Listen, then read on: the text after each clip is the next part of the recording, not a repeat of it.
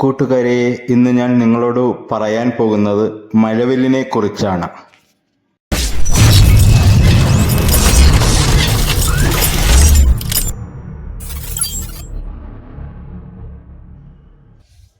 പ്രകൃതി സൃഷ്ടിക്കുന്ന ഏറ്റവും മനോഹരമായ ദൃശ്യങ്ങളിലൊന്നാണ് മഴവില്ല്. 7 വർണ്ണങ്ങൾ ചാലിച്ച ഈ ദൃശ്യവിരുന്ന് ഒരുക്കാൻ പ്രകൃതിക്ക് സാധിക്കുന്നതെങ്ങനെ? ചില ഘടകങ്ങൾ ഒത്തുവന്നാലേ മഴവില്ലുണ്ടാകൂ. 1. ആകാശത്ത് സൂര്യപ്രകാശവും ജലകണികകളും ഉണ്ടാവണം. 2.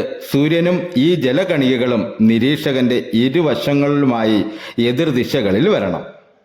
രാവിലെ പടിഞ്ഞാറും വൈകിട്ട് കിഴക്കും മഴവില്ല് കാണുവാനുള്ള കാരണം ഇതാണ്.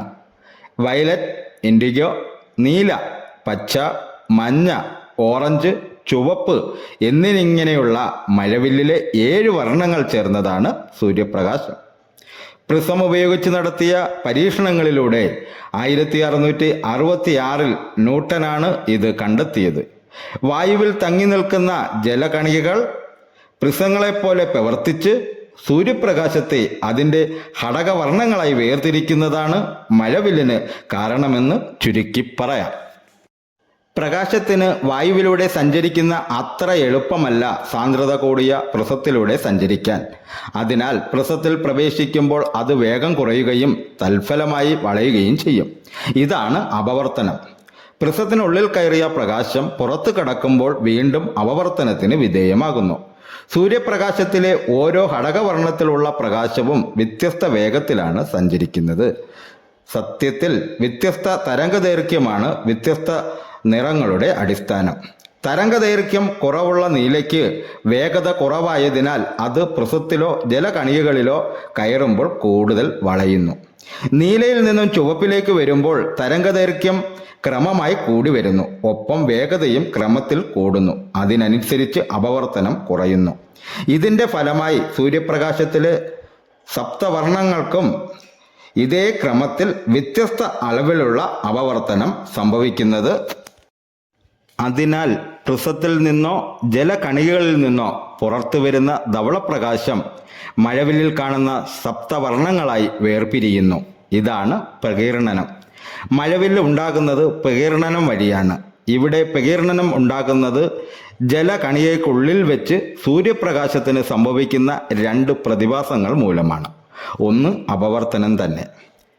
ആന്തരിക പ്രതിപതനമാണ് രണ്ടാമത്തെ പ്രതിഭാസം. ജലകണികകളിൽ പതിക്കുന്ന പ്രകാശരശ്മികളിൽ ഒരു പങ്ക് അവയുടെ ഉപരിതലത്തിൽ വെച്ച് തന്നെ പ്രതിപതിക്കുന്നു. ഉള്ളിൽ കടക്കുന്നവ അപവർത്തനത്തിൽ വിധേയമാകുന്നു. ഈ രശ്മികൾ ജലകണികകളിലൂടെ ഉൾഭാഗത്ത് ഉള്ള മറ്റേ അരികിൽ എത്തുന്നു. ഇവയിൽ ചിലത് അതുവഴി പുറത്തു കടക്കും. എന്നാൽ കുറേ രശ്മികൾ അവിടെ വെച്ച് തിരിച്ച് ഉള്ളിലേക്ക് തന്നെ പ്രതിപദിക്കുന്നു. അങ്ങനെ വീണ്ടും മറ്റൊരു അരികിലൂടെ പുറത്തു കടക്കുന്നു. അപ്പോൾ രണ്ടാമത് ഒരു അപവർത്തനം കൂടെ സംഭവിക്കുന്നു.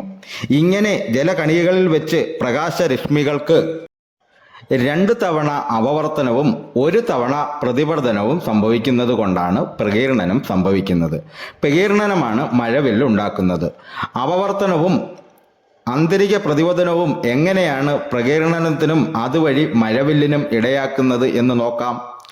ജലകണികകളിൽ പ്രവേശിക്കുന്ന വെളുത്ത പ്രകാശരശ്മികൾ അപവർത്തനം മൂലം 7 വേർപിരിഞ്ഞ് ജലകണികകളുടെ ഉൾപ്പത്തിയിൽ 7 ഇടങ്ങളിലായാണ് പതിക്കുന്നത്. അതുകൊണ്ട് തന്നെ ഇവ ഓരോന്നിൻ്റെയും പതന കോണുകൾ വ്യത്യസ്തമായിരിക്കും. അതിനനുസരിച്ച് പ്രതിപതന കോണുകളും വ്യത്യസ്തമാകുന്നു. ഇതാണ് പ്രകീർണനത്തിന് ഇടയാകുന്ന രണ്ടാമത്തെ ഘടകം. ജലകണികകളിൽ പ്രവേശിക്കുന്ന സൂര്യപ്രകാശത്തിലെ വയലറ്റ് രശ്മി പുറത്തു വരുന്നത് 139.4 ഡിഗ്രി ദിശ മാറിയാണ്. ചുവപ്പ് ആകട്ടെ 137.6 ഡിഗ്രിയും. മറ്റ് രശ്മികൾ ഓരോന്നും ഇവയ്ക്കിടയിലുള്ള അളവിലും ദിശ മാറുന്നു.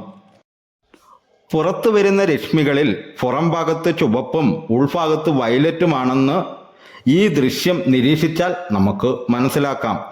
അതാണ് മഴവില്ലിൽ പുറത്ത് ചുവപ്പും ഉള്ളിൽ വയലറ്റും വരാൻ കാരണം. മില്യൺ കണക്കിന് ജലകണികകളിൽ വെച്ച് സൂര്യപ്രകാശത്തിന് ഇങ്ങനെ പ്രകീർണനം സംഭവിക്കുമ്പോൾ എല്ലാം ചേർന്ന് മനോഹരമായ മഴവില്ലുണ്ടാകുന്നു. നിരീക്ഷകന്റെ കണ്ണ് ശീർഷമായി വരുന്ന വ്യത്യസ്ത വർണ്ണങ്ങളുള്ള 7 വൃത്ത സ്തൂപികളായാണ് സത്യത്തിൽ മഴവിൽ ഉണ്ടാകുന്നത്.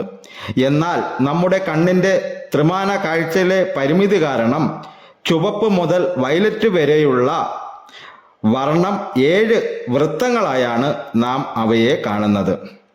ഓളാകൃതിയിലുള്ള സൂര്യനെയും ചന്ദ്രനെയും നാം വൃത്താകൃതിയിൽ കാണുന്നതും നമ്മുടെ ത്രിമാന കാഴ്ചയുടെ പരിമിതി കൊണ്ട് തന്നെയാണ്. പൂർണ്ണവൃത്തമായാണ് ആകാശത്ത് മഴവിൽ ഉണ്ടാകുന്നത് എന്ന് വ്യക്തമായല്ലോ. എന്നിട്ട് എന്തുകൊണ്ടാണ് നാം അത് വില്ലുപോലെ കാണുന്നത്? അതിൻ്റെ കാരണം ഈ വൃത്തത്തിൻ്റെ കേന്ദ്രം സൂര്യൻ്റെ നേരെ എതിർദിശയിലായിരിക്കും എന്നതുകൊണ്ടാണ്. അതിനാൽ മഴവില്ലിൻ്റെ പകുതി ഭാഗം ചക്രവാളത്തിന് താഴെയായിരിക്കും. ആ ഭാഗം നമുക്ക് കാണാനാവാത്തതാണ് മഴവില്ലിനെ വില്ലുപോലെ കാണാൻ കാരണം. എങ്കിലും വിമാനത്തിൽ സഞ്ചരിക്കുന്ന ആളുകൾക്ക് മഴവില്ലിനെ വൃത്താകൃതിയിൽ തന്നെ കാണാൻ സാധിക്കാറുണ്ട്. സൂര്യനെ പോലെ ചന്ദ്രനും അപൂർവമായി മഴവില്ലുണ്ടാക്കാറുണ്ട്. ശക്തമായ നിലാവുള്ള രാത്രികളിലെ ഇത് കാണാൻ പറ്റും. നമ്മുടെ കണ്ണുകൾക്ക് കുറഞ്ഞ വെളിച്ചത്തിൽ നിറങ്ങളെ തിരിച്ചറിയാൻ കഴിയില്ല. അതിനാൽ ചന്ദ്രൻ സൃഷ്ടിക്കുന്ന മഴവില്ല് വെളുത്ത നിറത്തിലാണ് കാണുന്നത്. അതിനാൽ അത് പൊതുവെ ശ്രദ്ധിക്കപ്പെടാതെ പോകുന്നു. സൂര്യചന്ദ്രന്മാർക്ക് ചുറ്റും മഴവില്ല് അല്ലാത്ത ഒരു പ്രഭാവലയം കാണാറുണ്ട്. ഹാലോ എന്നാണ് ഈ പ്രതിഭാസത്തിന്റെ പേര്. മഴവിൽ വർണ്ണങ്ങൾ ചേർന്നതോ വെളുപ്പ് നിറം മാത്രമോ ഉള്ളതായ ഒരു ചെറിയ പ്രഭാവലയം സൂര്യൻ്റെയോ ചന്ദ്രൻ്റെയോ ചുറ്റും കാണപ്പെടുന്നതാണ് ഹാലോ. മേഘങ്ങളിലുള്ള ഐസ് ക്രിസ്റ്റലുകളിൽ സംഭവിക്കുന്ന ചില പ്രകാശ പ്രതിഭാസങ്ങളാണ് ഈ ഹാലോ സൃഷ്ടിക്കുന്നത്.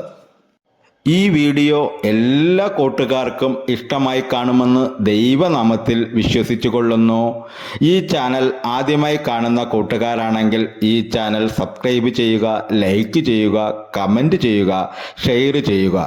ഈ വീഡിയോയുടെ അഭിപ്രായങ്ങൾ കമൻ്റായി രേഖപ്പെടുത്തണമേ എന്ന് വിനയത്തിൻ്റെ ഭാഷയിൽ അഭ്യർത്ഥിച്ചു കൊള്ളുന്നു. ഇനി അടുത്ത ഒരു വീഡിയോയുമായി നമുക്ക് അടുത്ത ദിവസം പരിചയപ്പെടാം കൂട്ടുകാരെ.